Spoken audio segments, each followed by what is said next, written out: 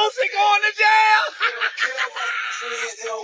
Oh, God. A lot of things this case has stopped me from doing, traveling all across the world, making. So I just want to get it over with, and, you know, accept my guilty plea. I'm ready to get over with. Anything you want to say to your fans? Just say a prayer for him. I just need prayer. I don't need nothing. Boosie's been battling demons his whole life, but this time it feels like the walls are crashing down on him. The feds turned the heat all the way up, and his latest federal gun case flipped his entire world upside down. Word is, he might be staring at a 10-year sentence. And the second that news hit the blogs, who popped out the shadows? None other than Charleston White. Charleston was wildin' online like it was his birthday party. He was grinning, dancing, cracking the coldest jokes, and bragging that he'd been waiting for this exact day. He flat out said he never cared if Boosie walked free again. Heartless? Definitely. But that's Charleston for you. He feeds off chaos, and this was his personal Super Bowl moment. Here's the twist. Boosie himself had already told fans earlier this year that he was tired of the endless court battles and was leaning toward taking a plea. He said he trusted God. Charleston White was celebrating you taking the plea deal. I think he even said he hopes you die in jail and stuff like that. Yeah, I heard. The biggest thing right now was that you actually accepted a plea deal for your federal gun case. Yeah. Now, how long have you been fighting this thing from the very, very beginning?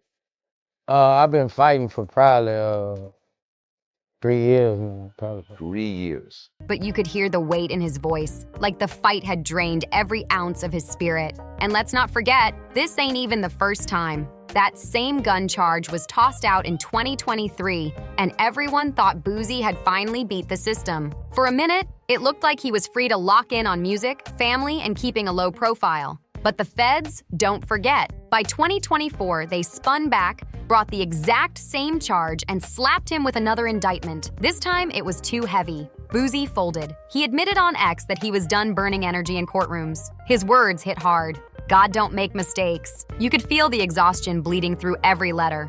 Fans who've been rocking with him since Baton Rouge days know Boosie's always lived life with danger breathing down his neck. Courtrooms, street wars, even health scares. But this time, it feels different. This time, They going to jail. Oh, God. Oh, God is good. I keep telling y'all, street ain't got no God. God do not look after street. Boosie really thought he wasn't going to jail with that pistol. I knew he was going. He going to jail. All that newborn baby. Boosie won't get to see that newborn baby till that baby be walking and talking. Boosie going to jail! the fall might actually stick. Boosie's been dodging bullets his whole life, both in the streets and in the courts, but this one hit different. 10 years ain't no slap on the wrist. That's a straight-up life changer. You could see it in him. The Boosie fans saw on social media wasn't the same fiery legend barking back at trolls. Nah, this was a man sounding drained, almost broken, like the fight had been sucked right out of his soul. Fans rushed into his mentions with love, prayers, and support. But at the exact same time, Charleston White was online turning it into a party. Charleston went live, cheesing from ear to ear, champagne bottle in hand, talking reckless. He bragged that he called this years ago, swearing he knew Boosie's downfall was coming, and he couldn't wait to celebrate it. Then he pushed it even further, saying he hoped Boosie never walked free again. That's beyond cold, even for Charleston. But honestly, being outrageous is what keeps his name buzzing in every headline. The craziest part? This beef ain't new. Charleston's been lurking, waiting for Boosie to trip for years. He brought you up because you were attacking Kanye because of the... Their drama actually goes back to late 2022 when Kanye West shook the culture wearing that infamous White Lives Matter shirt. Boosie jumped online calling it straight up disrespect to black folks, and most people backed him up. Nah, this Kanye West shit just happened. Nigga been coming at me. He been coming at me. It's just, I can't respond to those people, bro. Like, that's a danger to what I got going on. You can't take no risk of losing this shit behind, But Charleston, he flipped the whole script. He clowned Boosie for even speaking on Kanye, calling him out like he had no place in that conversation. And from that moment, the war was on. Charleston made Boosie his target, not just criticizing him, but tearing into his name any chance he got. It was smoke every time. And now with Boosie's freedom on the line, Charleston finally feels like he's won. Charleston took things way lower than anybody expected. He didn't just come for Boosie, he came for his kids. He dragged Boosie's son Tudi Raw and even T.Y.'s son King Harris straight into the mud. He called them ugly, said they couldn't fight, and even predicted they'd both end up in jail one day. That's when folks realized Charleston wasn't just another loudmouth chasing clout. He was the type to aim for the family just to make the cut hurt deeper. The streets were stunned. Everybody was waiting for Boosie to snap back like he always does, but shockingly, he didn't bite. Instead of spazzing online, Boosie played it cool. Feds picked it up. Now, it was a state case. The feds came, picked it up. They had a ruling in the Supreme Court that went in my favor. Mm-hmm. And the case got dropped by the judge. The case got dropped. In an interview with Tony the Closer, he admitted that running his mouth too much could land him right back behind bars, especially with somebody trying to bait him by bringing kids into it. So he stayed calm, saying straight up he wasn't about to let Charleston trick him into doing or saying something reckless. That move showed a whole different side of Boosie. Not scared, but calculated. He knew Charleston wanted fireworks, but he wasn't giving him the satisfaction. Still, the tension was boiling heavy under the surface. By early 2023, things exploded again. Charleston was already trolling T.I. non-stop about his so-called paperwork party. And that's when Boosie's son Tudi snapped. Tudi fired back, calling Charleston old, messy, and even telling him to go die. But Charleston being Charleston, he wasn't letting that slide. He cranked the disrespect up to a whole other level, going live saying, "I hope your daddy die from that diabetes. I hope they forget to send him insulin 1 month. Who even talks like that? That's not just trolling." I ain't really got no opinion on him because, my opinion can send me to prison. So I ain't really, I ain't really got no opinion on him. Once you go to threaten people's kids, talking about you out of line. So I ain't the one gonna do all that. I ain't gonna do all that. You know what I'm saying? It's just, hey, certain people you can't really express opinions on, and he one of those. You can't express how you feel because you might end up in prison. And I ain't getting tricked off the streets. That's pure venom. That wasn't trolling anymore.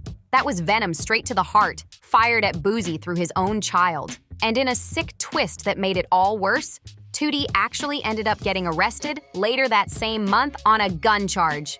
The second that news hit the blogs, Charleston was online bragging like he had orchestrated the whole thing. He claimed he called the cops, sent in pictures, even tipped off the Department of Public Safety. Then he turned it up with wild accusations, saying Boosie was a 6-time killer who used kids to do his dirty work. No proof, no receipts, just Charleston talking reckless, but loud enough for people to believe it. At that point, the beef wasn't just internet trolling anymore. It had real-life consequences. Charleston wasn't just clowning Boosie, he was actively trying to tear down his life and drag his kids with him. And just when it felt like it couldn't get any uglier, 2023 came swinging harder. Not even 3 months after Charleston clowned Tudi, Boosie himself got picked up in San Diego, right after walking out of a courtroom. It was like the system had been waiting for the perfect moment to snatch him up, and Charleston wasted no time making a mockery of it. He jumped on Instagram Live, preaching like he was some fake pastor, saying Boosie's arrest was God's plan. He even compared him to Daniel in the lion's den, twisting Boosie's pain into a punchline. Some fans thought he was trolling, others swore he meant every word. Either way, Charleston had turned Boosie's misery into his own comedy special. That's his hustle, feeding off other people's downfall and selling it as content. By the summer, the pressure finally cracked through. Boosie broke his silence on Vlad TV, and you could see the frustration pouring out of him. He admitted straight up that he didn't even want Vlad interviewing Charleston, especially after the disgusting stuff he said about Tudi. But even in that moment, Boosie wanted the world to know. He wasn't scared of Charleston, not one bit. What Boosie was really doing was fighting to stay free. That's been his mission since day one. Don't let anybody bait him into saying or doing something that could stack more years on his sentence. And while he kept his cool in public, you could tell Charleston was living rent-free in his head. Every time Boosie's name hit the headlines, Charleston was right there too, running his mouth, flipping the story, and making sure he stayed attached to the chaos. Then early 2024 hit, and the beef spilled over into internet culture in the wildest way. Aiden Ross, one of the biggest streamers out, had plans to bring Boosie on his live stream. That should have been huge. Boosie on Twitch, millions of eyeballs, a chance to connect with a whole new wave of fans. But Charleston's shadow stretched long. You done got too much. You done let these niggas play you too mother. This internet book dumb and it. Say what little Tudi gonna do now? What little say? Listen, Vlad TV. Vlad post everybody going to jail but Boosie. Somebody tag Vlad TV. Boosie ended up pulling out, not wanting his name tangled in Charleston's circus. Next thing you know, Aiden Ross spun the whole thing backwards. He jumped online claiming he turned Boosie down, all out of loyalty to Charleston White. That lie spread like wildfire, and suddenly the internet was clowning Boosie like he got curved by a streamer. In reality, he was just trying to dodge Charleston's toxic orbit. The drama blew up so loud that even DJ Vlad had to step in. Vlad tore into Aiden, saying it was insane to ride with somebody like Charleston, a man who had literally praised Hitler and denied the Holocaust before. Vlad didn't hold back, and his rant exposed just how dangerous Charleston's influence had grown. Charleston wasn't just some internet troll anymore. His name carried weight like a twisted golden ticket. Streamers, rappers, influencers, people with nothing to do with Boosie, were now using Charleston's name just to get clicks, clout, and attention. The beef had mutated into something bigger than rap, bigger than street drama. It became culture itself, and Charleston was sitting in the center of it, laughing while the world burned. That's how deep Charleston's reach had gotten, but he wasn't done stirring the pot. By March, he was back online, claiming Boosie was out here warning promoters not to book him. And of course, Charleston flipped it into another wild rant, saying Boosie was making threats and bragging that he had already gone to the feds. He painted it like the FBI were his personal bodyguards, ready to snatch Boosie up the second he made a move. And Charleston didn't stop there. He twisted the knife even deeper by dragging Boosie's health into it, cracking disrespectful jokes about his diabetes like it was some kind of punchline. That's the way Charleston operates. Always hit below the belt, make it personal, and keep the spotlight locked on him no matter what. This wasn't just noise either. Boosie admitted himself that he was getting phone calls from people already behind bars, asking him, "When you pulling up? When you joining us?" Imagine that, sitting at home with a possible 10-year federal sentence hanging over your head and dudes in prison calling like they already saved you a bunk. That's straight-up psychological warfare. In jail, I'm waiting for the FBI to send me the right kind of number, because I'm finna make a report on your motherfucking people. And you make the man call your name specifically. The promoter specifically said your motherfucking name, Lil Boosie. He implemented you and implicated you. Finna go to jail, back to jail. You gonna be on your knees, but them knees gonna be bleeding. And Charleston knew exactly what he was doing. It wasn't just trolling anymore. It was pressure, applied in the cruelest way possible, making Boosie feel the walls closing in before he even touched a cell. And here's where it got even darker.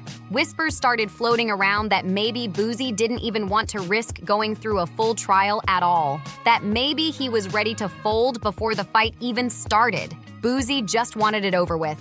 And honestly, who could blame him? Imagine the nightmare of Charleston White showing up in that courtroom. You already know if he had even a chance to sit inside, it would have turned into a full-blown circus. He's the type to point fingers mid-hearing, crack jokes at the jury, then run outside to the blogs bragging, "I helped put Boosie away." And that ain't even far-fetched. That's Charleston's whole playbook. He brags openly about calling cops, tipping off feds, and even setting people up. And the wild part? He's admitted plenty of times that he's testified before, all the way back when he was just 14 years old. That's when he got caught up in a robbery where another teen shot a man named Michael Levy. Instead of keeping quiet, Charleston testified in court against his co-defendant, Antoine Doolittle. And in street culture, that's the ultimate betrayal. Getting stamped as a snitch is a death sentence for your reputation. And even though he was a kid, people never let him live it down. But Charleston? He don't run from it. He embraces it. He defends it, saying, "I was young, I was in court, I told the truth." That's not snitching, that's survival. Recently, old footage from that juvenile case resurfaced, and the internet lit up all over again, blasting him as a hypocrite. Folks were calling him out like, "How you clown rappers for being rats when you testified yourself?" But Charleston doubled down, proud as ever. He said he never lived by the street code anyway, and doesn't care who's mad about it. And that's the twisted thing about Charleston. He's untouchable in his own way. He doesn't play by the same rules as everybody else. He'll call you a rat while waving his own paperwork in the air like a trophy. That contradiction, that's what keeps people locked in whether they hate him or can't stop watching. So when you step back and add it all up, Boosie's plea deal, his tired spirit, the endless online whispers, and Charleston's never-ending circus, it's clear this beef ain't just personal anymore. It's cultural, and it's spiraling faster than anyone expected. It's no wonder Boosie just wanted to skip the whole trial and lock in that plea deal. The last thing he needed was to sit in a courtroom while Charleston White turned the entire process into his personal comedy show. Boosie wasn't running from the law. He was running from the chaos Charleston was waiting to unleash the second those cameras started rolling. Street kid. I'm not a criminal. I'm a kid who was raised to tell the truth. When my mama come in and say, son, what happened? Mama, I didn't do that. I got a paid for a lawyer. I got two lawyers, Carl Mallory and Louis Stearns. Louis Stearns became Judge Stearns, Judge Louis Stearns. But nigga, I had two paid for lawyers. My mama is a well-to-do mama. I'm just playing, I ain't playing. I'm an adolescent going through an adolescent stage of rebelliousness. I ain't no street. Hell yeah, I'm gonna tell on you.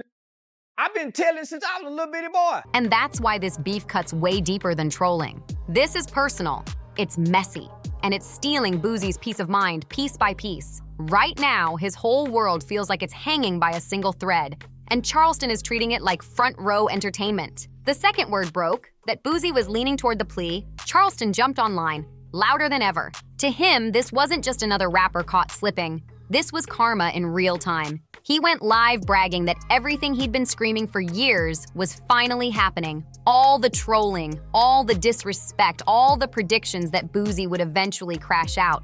In Charleston's eyes, this was the final stamp of validation. He acted like the streets had just handed him a championship trophy for being right all along. And that's what made Charleston's celebration sting even harder. Boosie hadn't even fully processed his own reality yet, and Charleston was already online dancing on his downfall like it was a festival. He even admitted straight up that he'd been waiting on this very moment, almost like he'd been praying for Boosie to end up in chains again. That right there proves this beef stopped being about clout a long time ago. It's personal now. Charleston's been locked in on Boosie since 2022, and every time life hit Boosie with a blow, Charleston was right there, throwing salt straight into the wound. From clowning Tudi's arrest, to mocking Boosie's health, to bragging about calling the feds, it's like he won't be satisfied until Boosie is completely erased from the picture. But here's the twist. Not everybody's laughing with Charleston.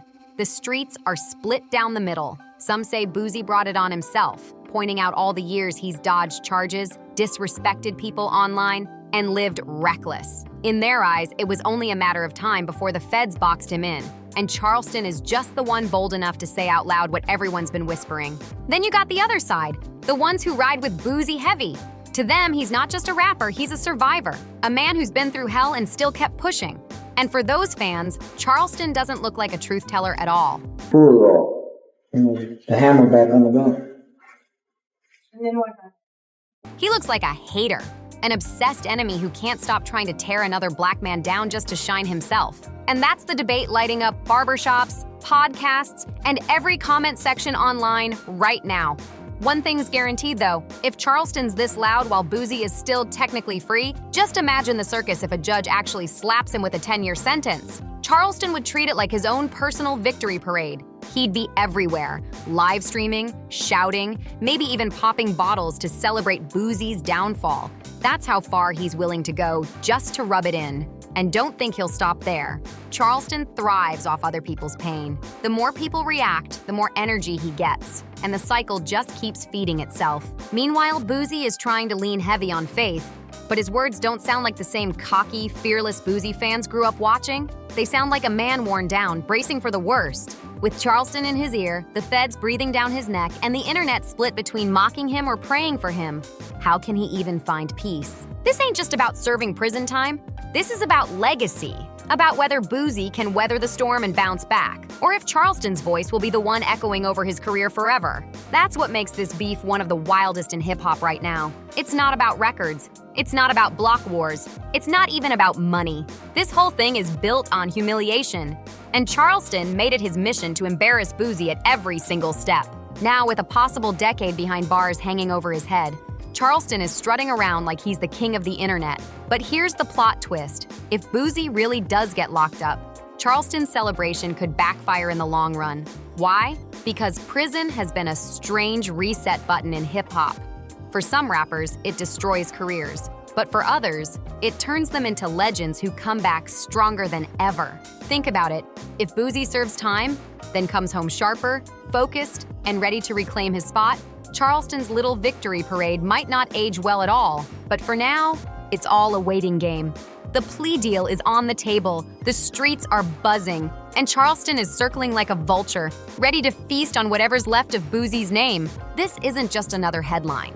This is a story that's testing loyalty, exposing fake friends, and showing the world who's really rooting for Boosie's downfall. And no matter which side you're on, one thing's clear. The spotlight has never been hotter, and the outcome is about to shake the culture for years to come. So the only question left is this. Will Boosie rise again like a survivor?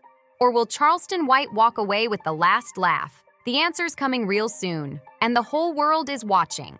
Don't forget to subscribe, share, like, and drop a comment below to keep up with more wild stories just like this one. And I'll see you next time.